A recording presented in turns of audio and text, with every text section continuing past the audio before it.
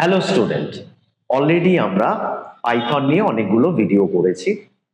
আজকে কিন্তু আমরা যেটা শিখবো সেটাকে আমরা বলছি স্টেটমেন্ট। স্টেটমেন্ট মানেটা কি? স্টেটমেন্ট মানেটা আমরা যখন পাইথনে প্রোগ্রাম লিখব, আমরা কিভাবে প্রোগ্রামটা লিখব এবং এই স্টেটমেন্টগুলো আমরা কয়েকটা ভাগে ভাগ করেছি। ফর এক্সাম্পল, আমরা যদি বলি অ্যাসাইনমেন্ট। অ্যাসাইনমেন্ট মানে কি? কোনো একটা ভ্যালুকে কোনো একটা ভ্যারিয়েবলে অ্যাসাইন করলাম। তাহলে কি রকম হতে পারে? যেমন a ইকুয়ালস টু 5 বা name equals to Amit.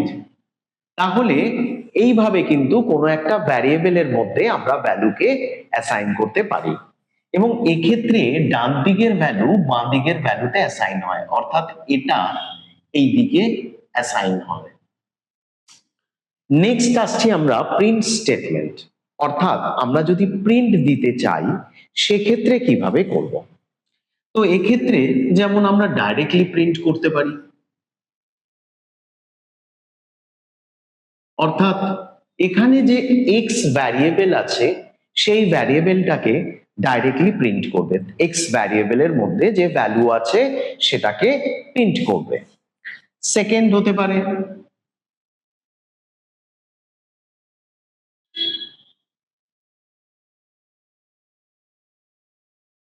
Happy.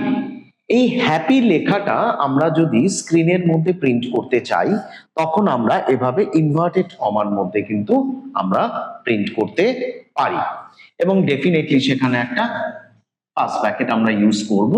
অর্থাৎ কোনো একটা লেখাকে যদি আমরা প্রিন্ট করতে চাই সেটা কিন্তু আমরা এইভাবে করতে পারি। Or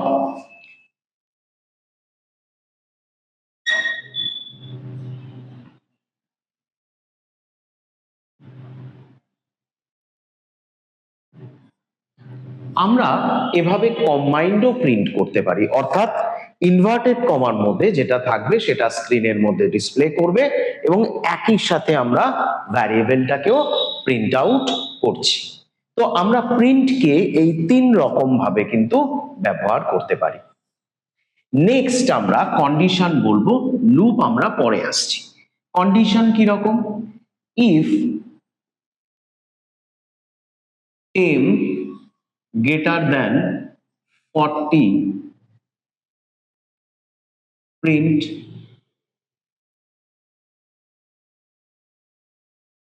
hot। অর্থাৎ এখানে আমরা একটা কন্ডিশন ব্যবহার করলাম, ইফ 10 গ্রেটার দ্যান 40।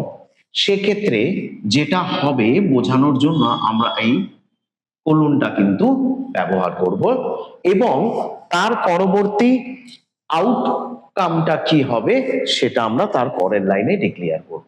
এইভাবে আমরা কন্ডিশনকে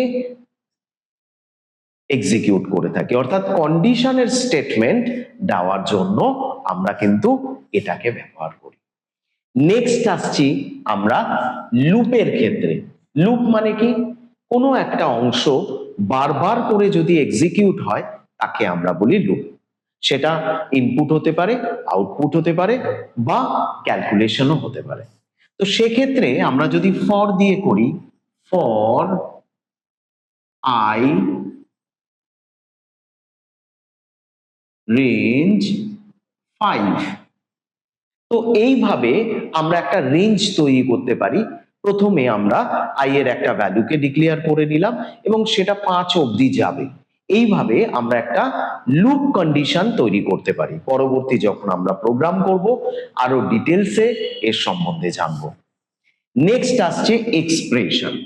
এক্সপ্রেশন কি? a equals to 5 divided 7 plus 9। তো এটা হয়ে গেল একটা এক্সপ্রেশন, অর্থাৎ কোনো একটা ভ্যারিয়েবলের যদি কোনো একটা ক্যালকুলেশনকে আমরা এক্সপ্রেস করি বা অন্য কিছু এক্সপ্রেস করি, দ্যাট ইজ কল্ড এক্সপ্রেশন। এইভাবে আমরা এক্সপ্রেস করতে পারি। আর কি করতে পারি? ডিফাইন। ডিফাইন, সাপোজ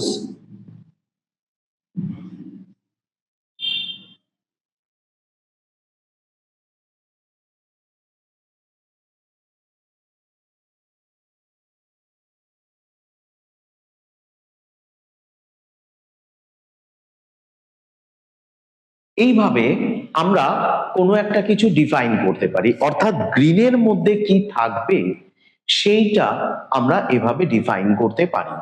নর্মালি ফাংশনের ক্ষেত্রে এটা ব্যবহার করা হয়। আর ইম্পোর্ট হচ্ছে কোনো জায়গা থেকে যদি আমরা কোনো কিছু নিয়ে আসি,